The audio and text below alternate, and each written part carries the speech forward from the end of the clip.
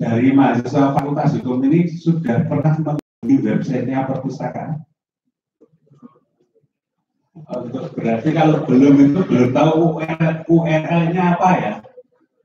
Silakan kunjungi websitenya library@ui.ac.id. Di sana banyak sekali buku-buku e-book digital, e-jurnal maupun e-book yang dilanggan. Jadi mohon maaf karena yang melanggar itu adalah notabene adalah uang dari mahasiswa. Jadi kalau misalnya mahasiswa kok tidak menggunakan itu sangat disayangkan.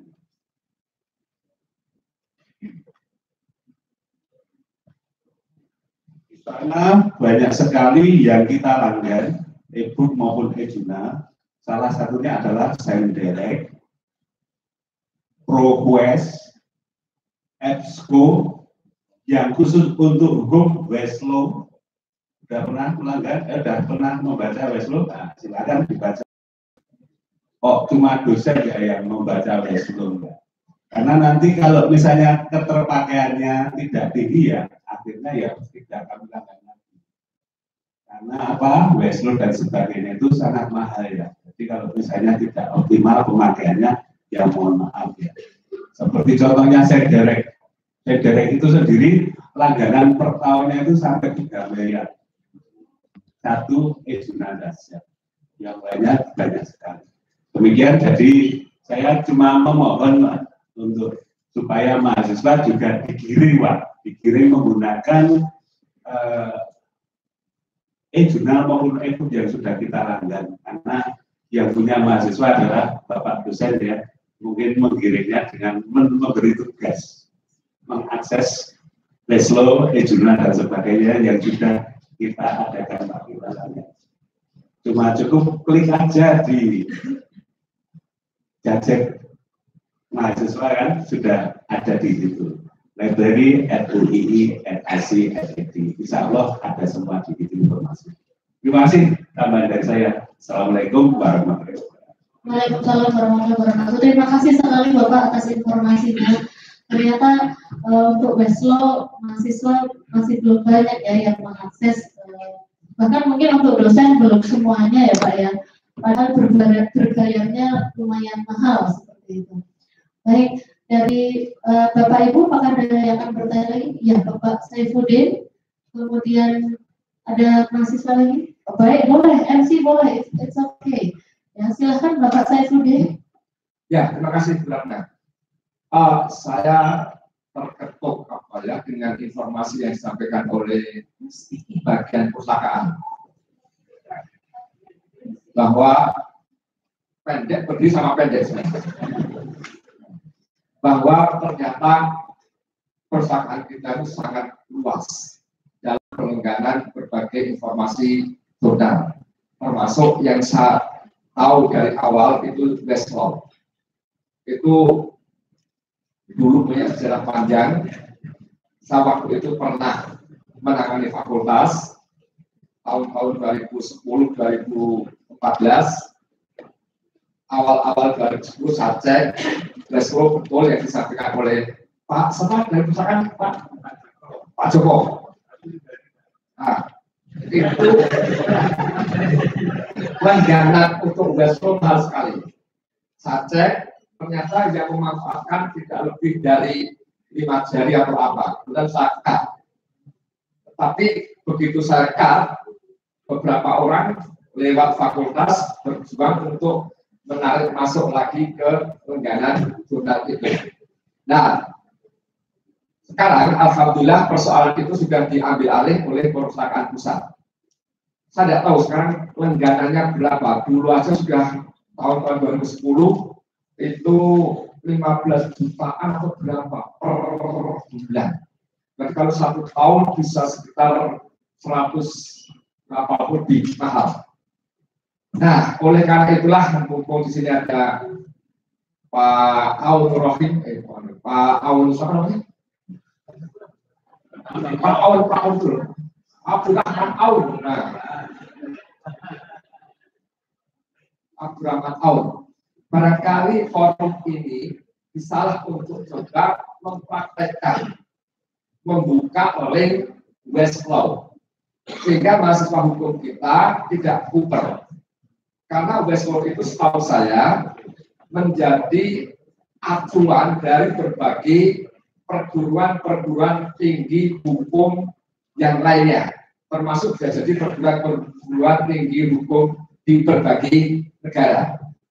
Amat sangat sayang kalau itu tidak termanfaatkan. Tadi Pak Joko sudah menggambarkan betapa mahalnya bayar jurnal itu, tapi pemanfaatannya sangat minim. Nah, bisa jadi pemanfaatan yang sangat minim itu karena memang kita tidak pernah tahu bagaimana cara membukanya. Kecuali saudara kandidat dokter Saudara Jamal, itu pun tidak tahu sudah pernah buka website atau belum. Nah, kalau sampai kandidat dokter sudah belum nggak paham isinya, apalagi mahasiswa. Tapi paling tidak pintu masuknya itu bagaimana coba dipraktekkan. Ya sekarang yang hadir itu tahu kalau betul-betul kita punya jurnal dan bisa dimanfaatkan. Terima kasih. Saya kira terima kasih. Assalamualaikum warahmatullahi wabarakatuh.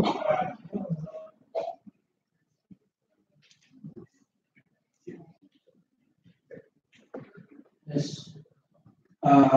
My name is Erlangga, and I want to ask you something. Is in this modern world, yeah, I know what you call PLN is very, very important to us. But in our country, when we see something, we tend to follow and only follow. And sometimes in Indonesia, we don't make anything. We only follow, we only use and we only buy, like we use Instagram, we use Reddit.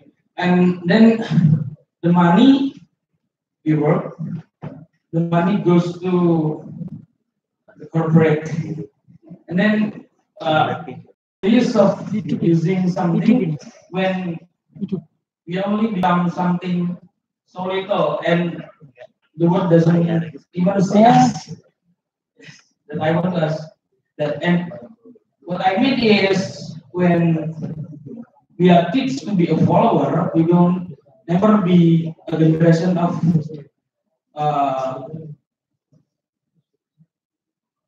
we will never make anything new, and we don't really have originality. And sometimes in this modern world, I lost my own identity. I don't have the identity of being an Indonesian man, Indonesian boy. I don't have that. I only have the identity of Indonesian boy who lost himself in this modern world. Thank you. Thank you, Mas Erlangga.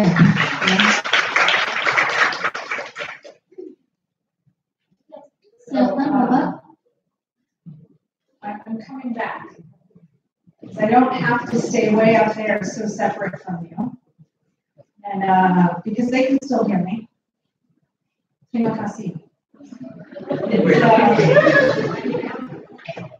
Your question is the exact reason why I want to continue doing the work that I'm doing.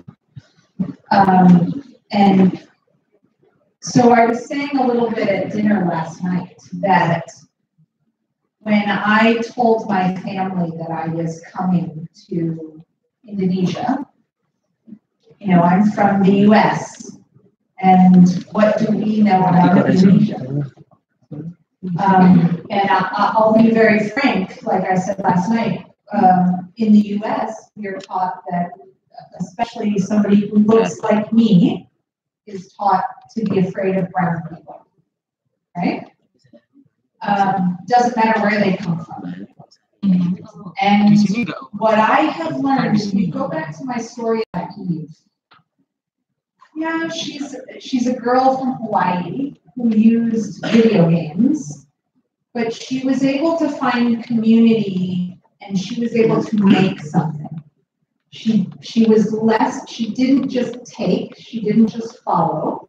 She found community and she was able to make. And her small example is the reason why I want to work with teachers and also young people here in India Soalnya And why I Mas think Alvar the internet tutorial. is your opportunity, because the internet connects us no matter where in the world we are. And if you are taught only to follow and only to take, and taught that you can't also be a creator, I can see the effect that it has on you and your question, right?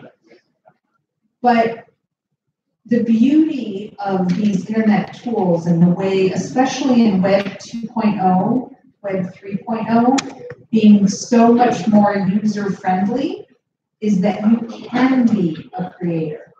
You can be a maker.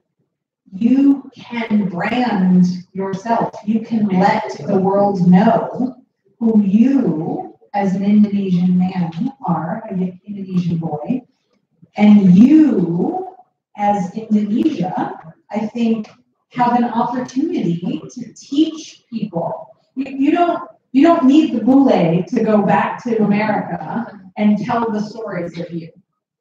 You should be telling your own stories, right? I can share some videos and some links and some posts with people, and that's what I have been doing, is trying to change their mindset. But there are millions of you. And in the ASEAN region, you are actually pretty special because you are still a democratic society. You have a free and open press. You have a mostly free and open internet. That is not like most ASEAN countries, right? There's lots of control. So you can, and I'm not saying you should or that you have to, but I would like to encourage you to, stop with just the selfies, right? Stop with just the pretty pictures and use those platforms to tell the stories of who are Indonesian people. What's important to you? What do you want? What do you want the world to know? What mindsets do you want to change? How can you use yourself, your interests, what's important to your country?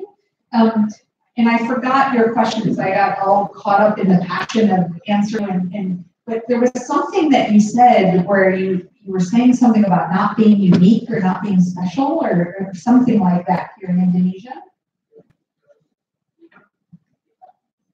Even if I see YouTube, we follow the content that only percent is the Western society, because we tend to follow everything that they make. Only, and I rarely see, or even I never see anything that we create. Only we. So maybe your PLN needs to actively cultivate and follow more Indonesians. Maybe you need to start it. Maybe you need to create more of the content to put it out there, right?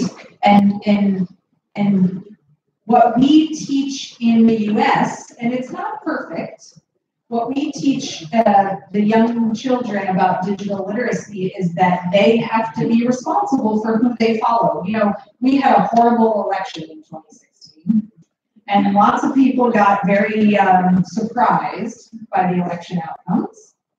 But part of the problem was that people were only following people who agreed with them. So everybody thought their side was going to win, right? If you actively cultivate a PLN that is more diverse, then you are more aware. And if you put more content, it's easy to put content out in this digital era. So I would challenge you to teach us who you are and what's special about you and all of you, right? Like in the US we have an idiom about a soapbox. You get on your soapbox like to preach and to proselytize and evangelize. My soapbox here in Indonesia is that We need to be learning more from you, about you, and what's important to you to change our mindset. So I very much appreciate your question. I think that was great. Thank you, Dr. James, for the continued counseling. And next, maybe, okay. Yeah, Pak Jamal. Yeah, please, Pak Jamal. Saya nanya bahasa Indonesia. Saya ada dua pembicara.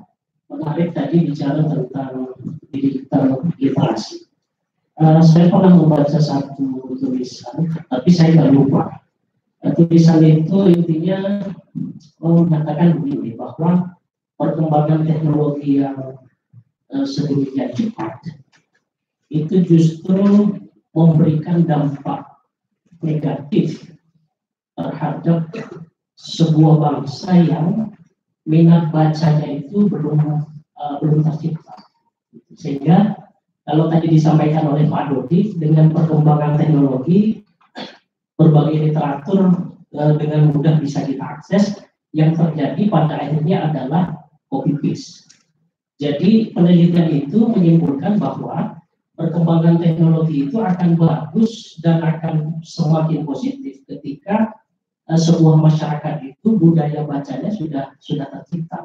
Nah, di Indonesia ini kan dari beberapa data menunjukkan bahwa masyarakat kita ini belum merupakan masyarakat yang budaya baca itu cukup kuat, sehingga kemudian perkembangan teknologi itu justru lebih banyak berefek negatif.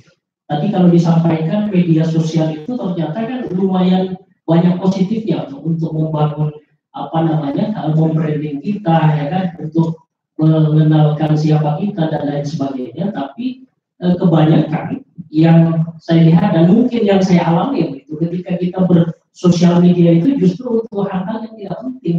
Jadi hanya untuk sesuatu yang lebih banyak non akademik, kira-kira begitu. Nah, pertanyaannya adalah apakah mungkin Prof. James punya pengalaman begitu di beberapa negara, misalnya dengan budaya baca yang masih belum terbangun seperti Indonesia, sosial media dan perkembangan teknologi itu justru menjadi sesuatu yang negatif, gitu. Sehingga kita pada akhirnya menjadi tidak punya effort untuk bagaimana bisa mencerna informasi dengan baik, ya kan, menulis dengan ide-ide original kita, gitu. Tapi kita lebih banyak pada pluralisme dan sebagainya, gitu. Terima kasih.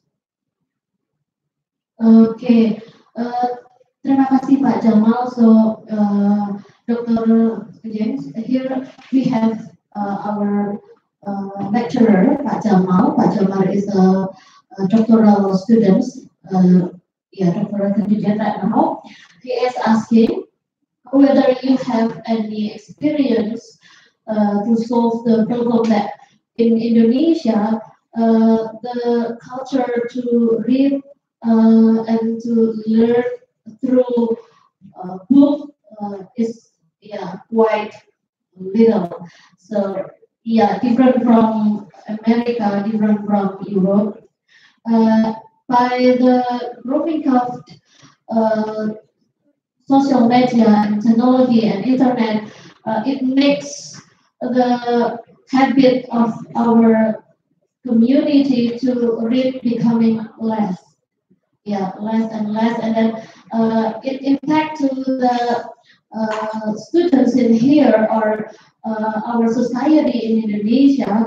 When the society or when the student would like to write certain writing, then they could not bring the originality thinking, but they copy paste from certain media, and that makes plagiarism becoming rise. So maybe you have any solution.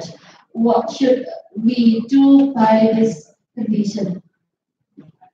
Thank you very much for that question. What I'm learning about being here for 5 months is it's not long enough, right? These are systemic issues, and it's not surprising that they're systemic issues. But part of the work that we're doing at UNES in Summerall, where I have been staying, is they've just launched a literacy research center, and in part, the reason for that is to help change through research and teacher preparation, teacher professional development training. Just forget handphones and whatever, just literacy practices in schools here to bring back more attention to book reading and to, the challenge is that the Ministry of Education and Culture dictates a national curriculum that everybody has to follow, and that national curriculum doesn't value book reading already. And then you add into it now that we have technology as a way of, and I heard and I hear this question, I hear this this statement, this claim being made often that it means that with all of this technology that Indonesians don't read very much. And I would challenge you to say they do read a lot, they just read differently, right? Shorter texts and on these, right? As opposed to a book. But if you also think about the way that access to books is prohibitive from cost perspective, there's like you go to Grand Media, you can't even browse a book. They're all wrapped in plastic, right? So the culture is set up to not encourage those kinds of organic literacy practices.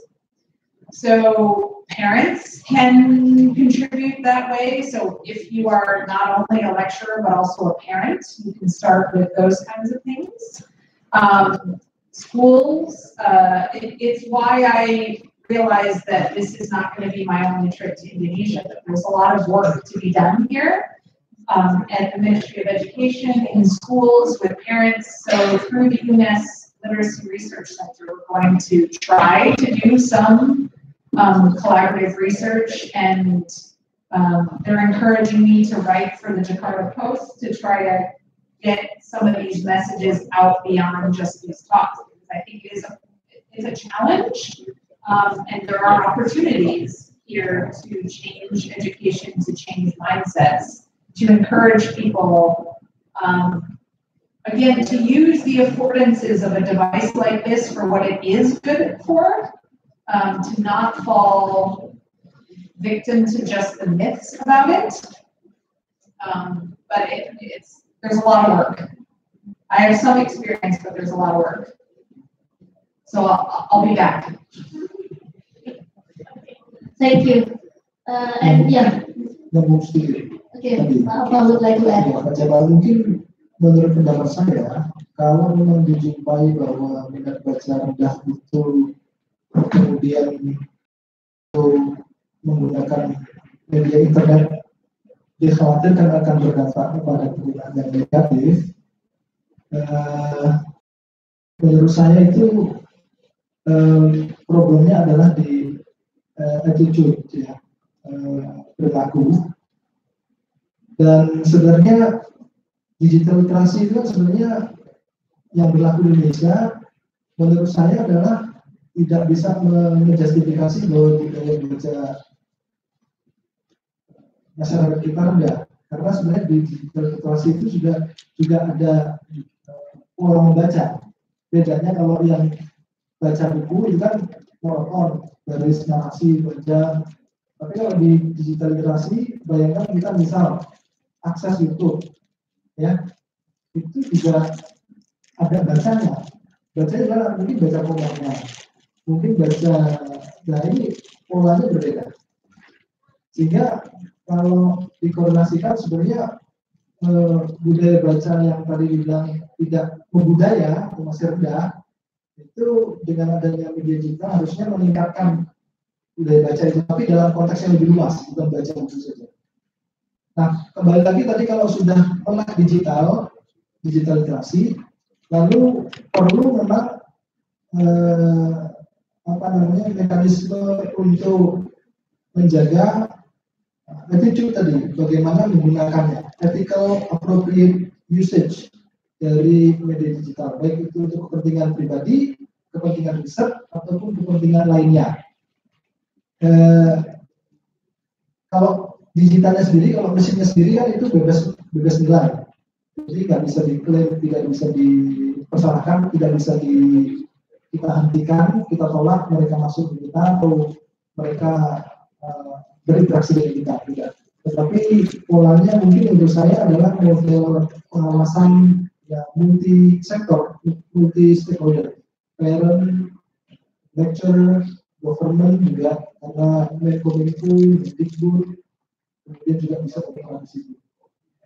Kemudian kalau dalam lingkup lebih kecil di institusi, khususnya di UI, sebenarnya kita manajemen juga sudah mengikuti pola kebijakan dari pusat bahwa penulisan tugas akhir itu harus di screening dengan sistem atau dengan aplikasi Turnitin atau aplikasi anti plagiarisme lainnya, dan kita sudah terapkan itu dan kita sudah membeli alatnya. Memang ini butuh proses untuk mengencourage dan meningkatkan kesadaran bahwa tidak gampang memang untuk mengolah, mensintesis, membangun kritik dan seterusnya. Saya kira mungkin itu yang bisa saya tambahkan. Terima kasih. Next question from the Master of Ceremony would like to ask something, please. Okay, my question to Ms. J. I want to ask you about, I have two questions. The first about news today. We have seen in social media, we can see so many issues of today, from culture, social, religion, economic, and so on, so on. It's so many issues and so many literacies we can access, okay, in use of social media. But in this case, I can ask your opinion. Maybe I really want to listen your opinion about these issues. The person when they see the news, divided into two kind of people. The first, they may research many literacies of this news, of the sources of the news of social, religion, and other. But one other that ignorant of these issues. How your opinion? Because it's so many issues. And how your opinion about maybe they afraid it means they be ignorant because they afraid about the hoax and other. So the next, maybe can you share about your how to be effective communication, how you make effective communication between your student and you in your class. Okay, thank you. So in the U.S., part of literacy education is critical literacy education and also digital citizenship. And part of that, and on the second speaker's slides, he talked about media literacy as part of digital literacy, and it's this idea of teaching young people how to evaluate sources, or whether or not they're a hoax. We hear fake news, right? So talking about how to choose sources. There's curriculum available for that. Again, I think it is an education responsibility. Parents can also be involved in that work too. And then each one of you, if you think it's a problem and you don't want to contribute to the problem, then don't share or spread something unless you verify its source, right? Many of us read a headline or see a picture and immediately share. And they know that that's what we do. And that's how they get us. right? It's called clickbait, right? So there's education available around digital citizenship and how to evaluate sources. In the US, one of the companies, one of the nonprofits that I think does a really good job of this is called Common Sense Media or Common Sense Education, and they have curriculum from kindergarten through 12th grade available on digital citizenship.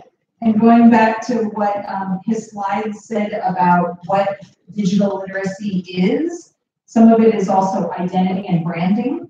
And they talk about that as creating your digital footprint. So also creating your own positive content and the kind of content you want. So I think there's opportunities to do good work there. Remind me again of what your second question was. Effective communication with students. Oh.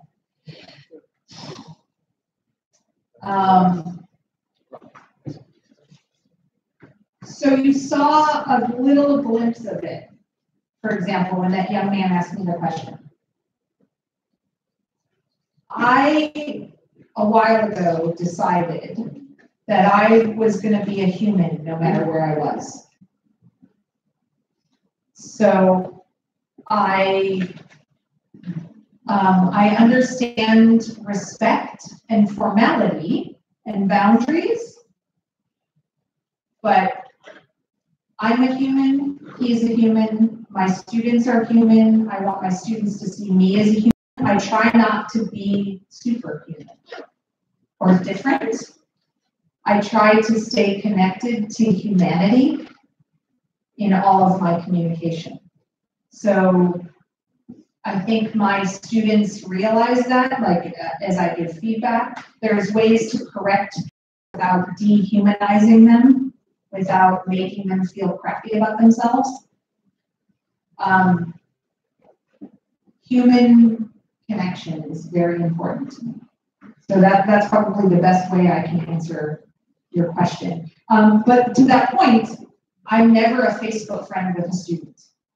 So I have boundaries, right? So here's an example of how social media and boundaries with my students.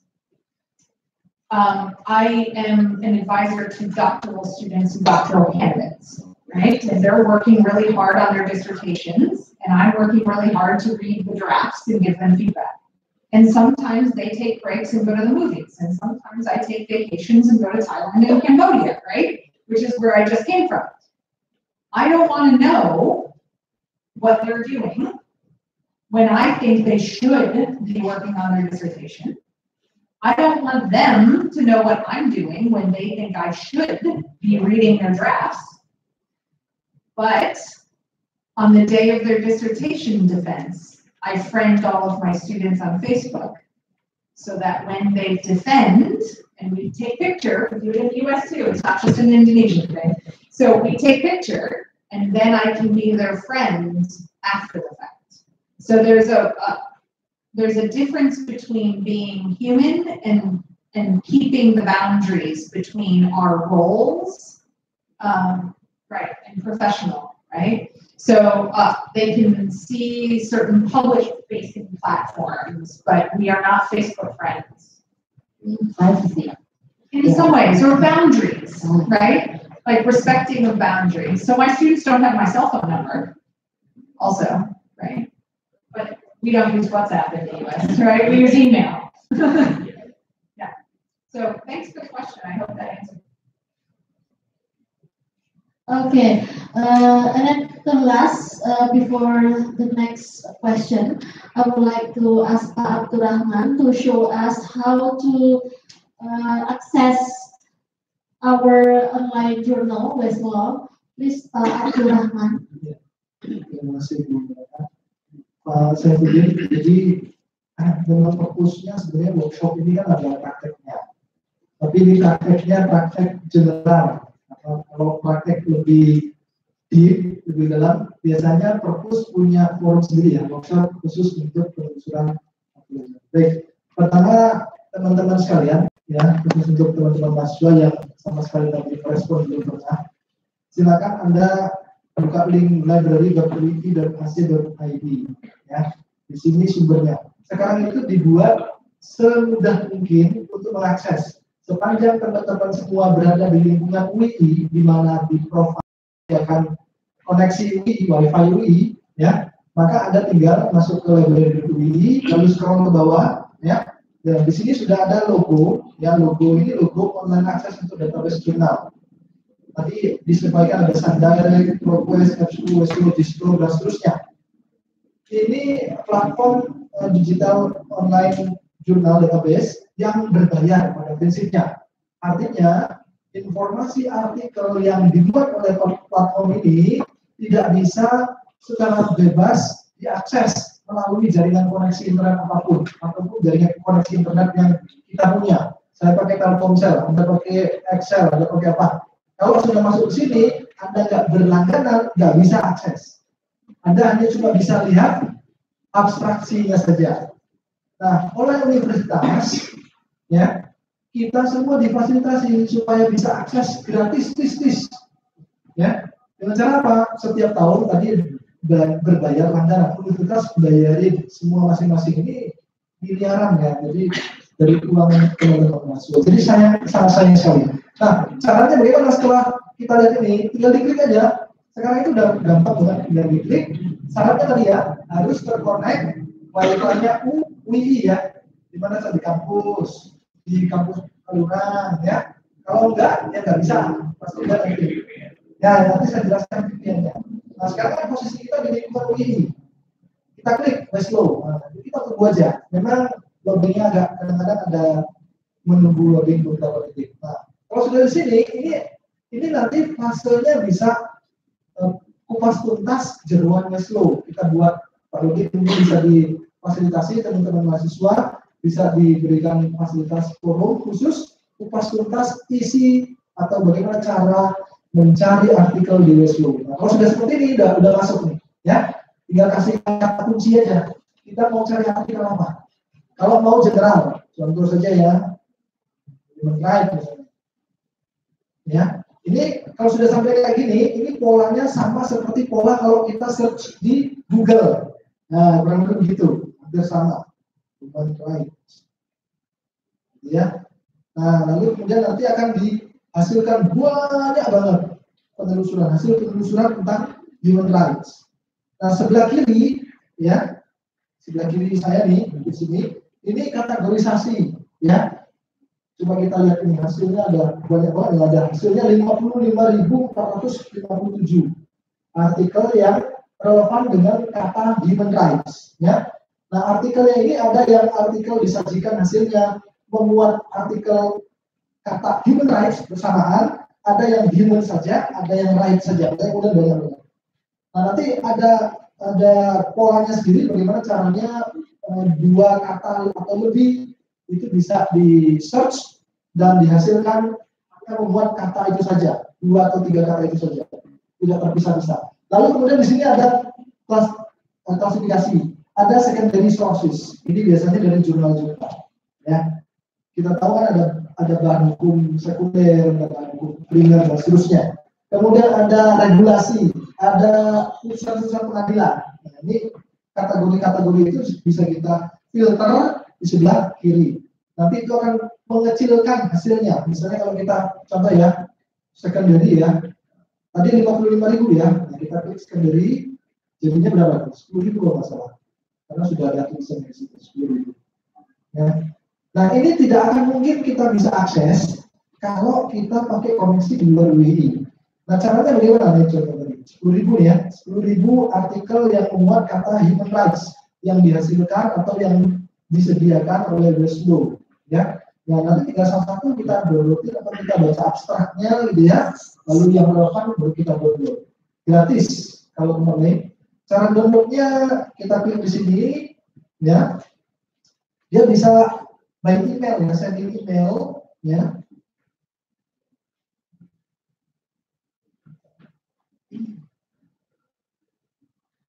Ini artikelnya, kita klik ke bawah, coba di sini nggak ada di sini. Lalu kemudian kita masukkan ke sini.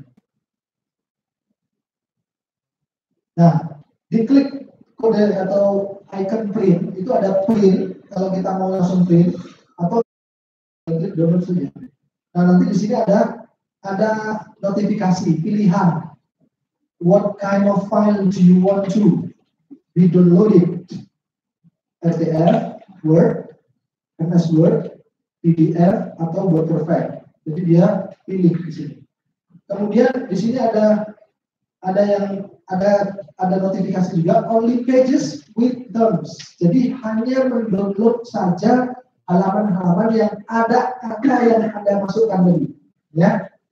Atau enggak, kalau kita klik di sini, maka kita hanya mendapatkan misalnya artikelnya ada 100 halaman, tapi yang membuat kata kunci yang kita masuk dalam space search engine-nya tadi itu misalnya hanya 15 halaman, maka nanti yang terdownload 15 halaman dari 100, kurang lebih begitu. Kemudian ini ada limitnya, mau full text, mau start dari page berapa sampai page berapa, kita bisa spesifikkan di sini. Lalu kemudian kita mau buat link atau enggak, kemudian normal ukuran hurufnya dan seterusnya, ya. Ini bisa kita langsung dulu. Content attended, saya cobakan ini langsung saja PDF, ya. Kita coba PDF, ke full text, cover page, masuk juga, nggak usah langsung download, ya. Content open, nggak usah select all, inside, nggak usah, langsung saja kita download. Ini dia akan baca nanti, kemudian kita download. Nah, langsung jadi. Kalau sudah di setting masuk ke folder download di laptop kita atau di device kita, maka nanti langsung masuk ke sana. Tinggal dibuka hasil downloadannya dan kita bisa pakai, kita bisa baca. Ya, ini salah satu contoh saja. Nanti untuk lebih detailnya, saya kira perlu juga nanti memfollow up kalau di usulannya Pak Saifuddin itu menarik sekali supaya semuanya ini bisa mengakses biasa untuk menggunakan ini. Ini tidak hanya Westlaw, ya. Jadi ada Gstore juga ada artikel-artikel hukum. Nah, di Gstore saya buka, ya. Kita klik aja di sini di right gitu, ya. Ya. Nah, ini nanti akan hasilkan artikel-artikel, ya. Coba Anda lihat ini, ya, kata kuncinya access provided by Islamic University of Indonesia. Kalau Anda tidak percaya, jangan pakai WiFi, terus Anda ke Gstore atau buka library, pakai koneksi provider Anda, coba kira-kira bisa nggak dibuka? Saya jamin kayaknya nggak bisa. Kalau bisa, itu hanya front end-nya saja, dashboard, homepage-nya saja. Nanti kalau mau masuk ke dalam, mau mengakses artikel, sepertinya Anda akan diarahkan ke berlangganan dan seterusnya. Untuk sign up atau login untuk berlangganan dan seterusnya. Nah, ini Gstore juga begitu, ya. Ada filteringnya sebelah kiri. Nanti kita bisa kita bisa klik untuk memfilter, ya, supaya lebih spesifik lagi artikel mana yang ingin kita pakai. Nah, di sini sebelah kanan ini lebih simpel, tinggal download ada contohnya. Human right to subsistence, ya, tinggal klik download saja kalau saya tertarik ini. I accept it, ya, I accept, proceed to download.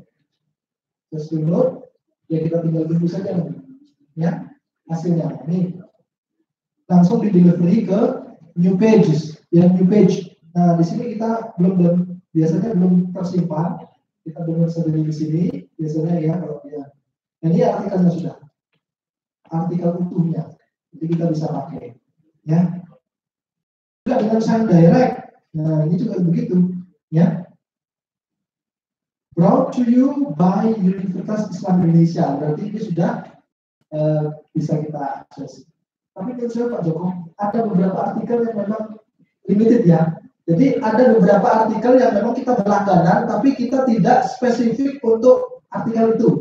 Gitu. Jadi memang bisa akses, tapi ada beberapa fitur yang nggak bisa kita akses karena itu kaitannya dengan pilihan langganannya. Gitu. Jadi jangan nanti khawatir. Nah, sekarang pertanyaannya, bisa nggak kalau saya lagi di luar Jogja, di luar kampus, saya di rumah, pengen akses jurnal yang sudah dilanggan oleh WI, bisa nggak? Bisa. Caranya gimana? Loh, tadi katanya kalau nggak connect WiFi WI nggak bisa. Bisa, caranya apa? Caranya dengan mendownload VPN. VPN ini bisa kita download melalui device kita, desktop, laptop ataupun smartphone, ya, semuanya sudah terprovide, gitu ya, sudah disediakan. Nah, saya contohkan saja ini yang di laptop, ya. Saya kebetulan sudah download. Ini ada apa namanya, ada sign-nya, ada logonya di sini, OpenVPN. Jadi di sini BSI sudah membantu kita semua. Caranya bagaimana, tutorialnya ini sangat mudah sekali ya. Pertama adalah kita download dulu file konfigurasi VPN-nya. Di download dulu. Klik di sini aja, klik, nanti dia akan. Nah, ini memang kebijakan internal WII setiap kali mengakses data-data internal untuk kepentingan stakeholder WII, maka akan diarahkan kepada Google Drive WII, di mana harus login melalui akun WII. Akun WII itu kalau mahasiswa ya student email, kalau tendik ya tendik sama dosen berarti emailnya nick dan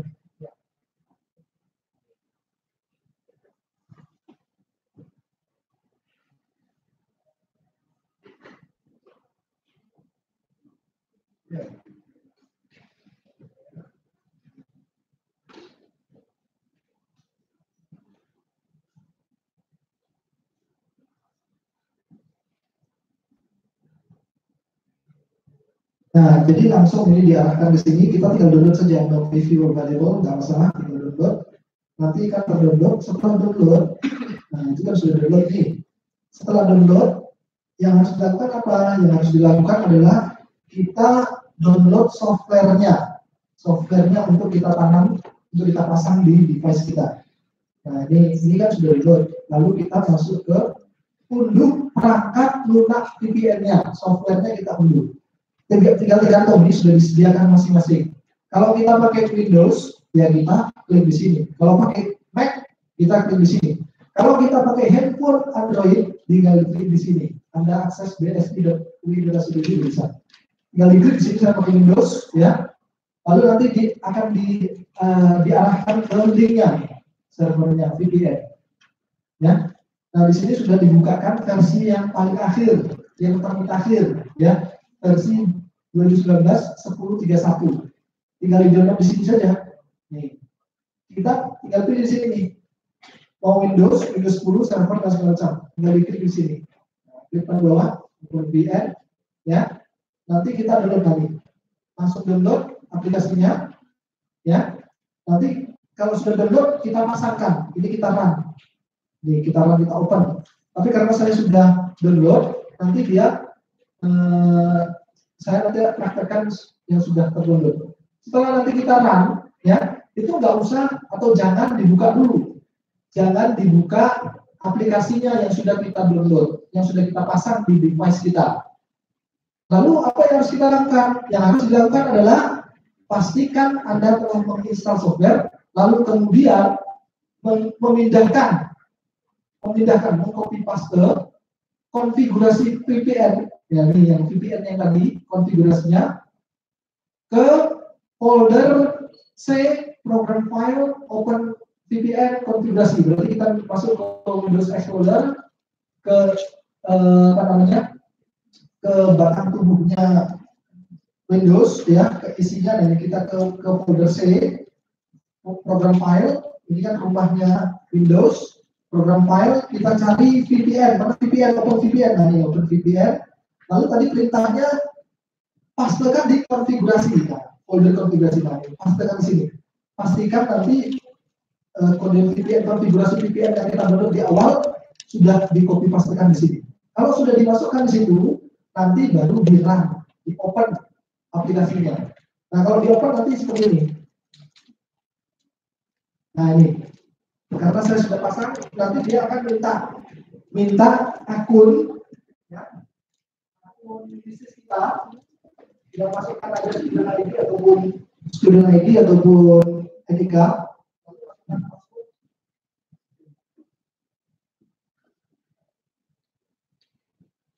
Nah, ini dia sedang berjalan. Karena saya pakai wifi-nya WII, ya nggak usah. Indikasinya apa kalau kita terkonek? Di sini nanti ada logonya, Kalau warna hijau, terus ada keterangan connected to VPN WiFi, itu artinya kita sudah bisa akses semua jurnal online atau e-book online yang dilanggar oleh WiFi.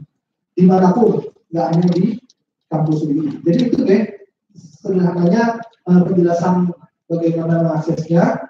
Dan mohon ini Pak Dodi kalau diberkenan di follow up, tapi usulannya Pak Syarudin sangat baik sekali.